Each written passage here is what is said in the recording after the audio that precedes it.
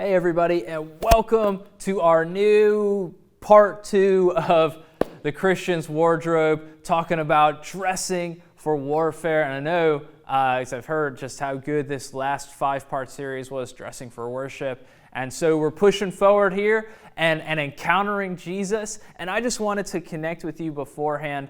You'll hear pretty much everything I'm going to say. You'll hear from Jamie in the video for this week. But just as the leaders, I thought it'd be good to connect with you on the front end. You were talking about spiritual warfare a little bit. It'll take a few weeks before we actually get into like the dressing in the armor and what that means. This is 6 weeks in this part of the series. But just wanted to connect with you and say, sometimes as we kind of start talking about the enemy, and next week's all about the enemy and knowing him and being able to challenge him, it is good to remember first who's on the throne.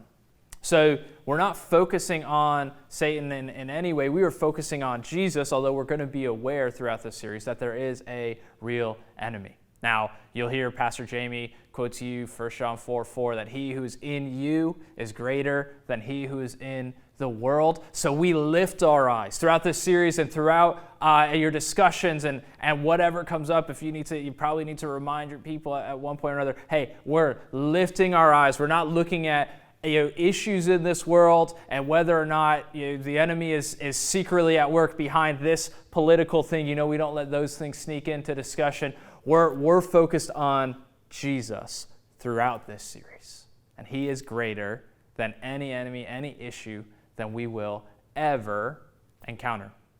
So help your group, help your people lift their eyes, because he's the one that's on the throne.